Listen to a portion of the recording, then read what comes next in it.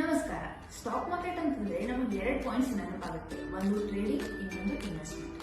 Trading ಅಂತಂದ್ರೆ ನೀವು everyday ಬಾಯ್ ಮತ್ತು ಸೆಲ್ ಮಾಡಿ, ಅದಕ್ಕೋಸ್ಕರ ನಿಮ್ಮ ಡೈಲಿ ಪ್ರಾಕ್ಟೀಸ್ ಆಗಲಿ, ಟೆಕ್ನಿಕಲ್ಸ್ ಅದು ಇದು ಅಂತ ಬೇಕಾಗುತ್ತೆ. ಇನ್ವೆಸ್ಟ್ಮೆಂಟ್ ಅಂತಂದ್ರೆ ನೀವು ಒಳ್ಳೆ ಇರೋ ಸ್ಟಾಕ್ಸ್ ಅನ್ನ ಸೆಲೆಕ್ಟ್ ಮಾಡಿ 2-3 ವರ್ಷ ಸಲುವಾಗಿ ವೇಟ್ ಮಾಡಿ ಅಥವಾ ಅದಕ್ಕಿಂತ ಜಾಸ್ತಿ ವರ್ಷ ಸಲುವಾಗಿ ವೇಟ್ ಮಾಡಿ ಪ್ರಾಫಿಟ್ ಅನ್ನ ಅರ್ನ್ ಮಾಡಿ.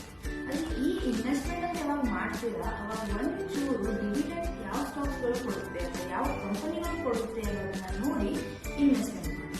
ಇವಾಗ ಡಿವಿಡೆಂಡ್ ಅಂದ್ರೆ ಏನು?